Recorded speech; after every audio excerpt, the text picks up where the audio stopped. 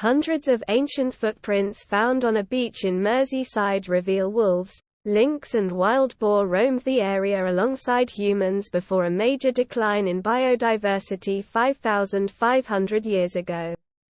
The first date back almost 9,000 years and the youngest are about 1,000 years old, researchers claim. The study reveals how the coastal environment transformed over thousands of years. As sea levels rapidly rose and humans settled permanently by the water. University of Manchester experts found that the area close to the modern shoreline in Formby was a hub of human and animal activity in the first few thousand years after the last glacial period. It was such a biodiversity hotspot with large grazers and predators that it has been dubbed a Northwest European Serengeti. The sandy stretch of the northwest England coast is already known to be home to one of the largest collections of prehistoric animal tracks on Earth. But now, with the hope of radiocarbon dating, the most species-rich footprint beds at Formby Point have been found to be much older than previously thought. The beds record a key period in the natural history of Britain from Mesolithic to medieval times, 9,000 to 1,000 years ago.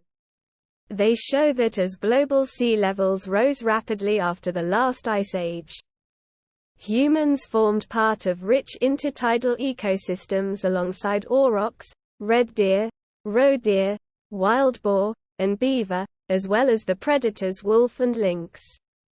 In the agriculture-based societies that followed, human footprints dominate the Neolithic period and later footprint beds, alongside a striking fall in large mammal species richness.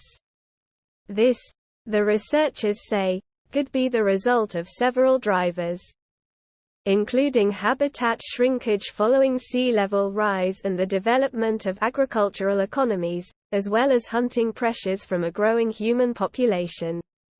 The size and shape of one of the human footprints discovered suggest it belonged to a young man, perhaps a teenager. It features a very distinct protrusion of a bunion on its little toe, which Dr. Alison Burns, who spent 6 years undertaking the field research, said was a tailor's bunion.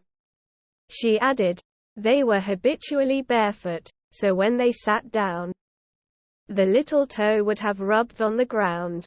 In total, there are 31 footprint beds, which point to a period of dramatic change in the area's ecosystem.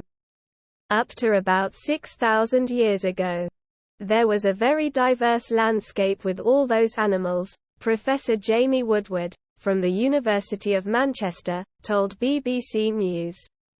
Then after about 5,500 years ago, we see lots of human footprints, some deer and dogs, but not much else.